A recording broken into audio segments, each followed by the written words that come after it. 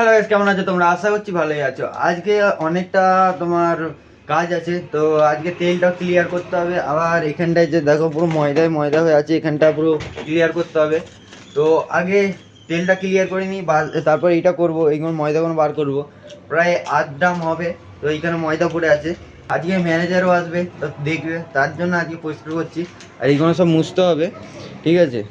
তো মোটাকে দিচ্ছি বাইরেটা করতে, আর আমি ভেতরটা করে নিই, কারণ মোটা ভেতরটা ঢুকতে পারবে না, আমাকেই ঢুকতে হবে। তো চলো আগে এখানটা ক্লিয়ার করে নিই। গাইস দেখো কোটিন মেরে মেরে কি অবস্থা হয়েছে, যা কোটিনের ময়দা পড়তো সব দেখো কোথায় ঢুকেছে। এই দেখো, দেখেছো? এটা এত ময়দা পড়ে আছে। তা চলো এটা আগে ক্লিয়ার করি। আর মোটা সকালে কিছু খেয়ে আসেনি, এই খাচ্ছে কুরকুরে। আমার এখানটা ক্লিন করা হয়ে গেছে, এখানটা যা ময়দা ছিল বার করে দিয়েছি সব। এই পাশে কন্যার থেকে পুরো একদম পরিষ্কার হয়ে গেছে, এইগুলো মুছে দিয়েছে। চলো এখন এই টেবিলটা ঢুকিয়ে দিই। তো গাইস আমাদের ফাইনালি সব কাজ হয়ে গেছে।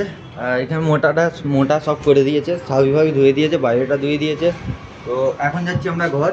গাইস আমি আছি এখন দোকানে, আর এই মাল আসলো। সকালে এসেছিল কতগুলো মাল, আর তখন চিকেনগুলো আসেনি, তখন এসেছিলো শুধু তোমার পিৎজা বার্গার এইগুলো। আর এখন এসেছে তোমার দুটো উইংস, দুটো পকোড়া।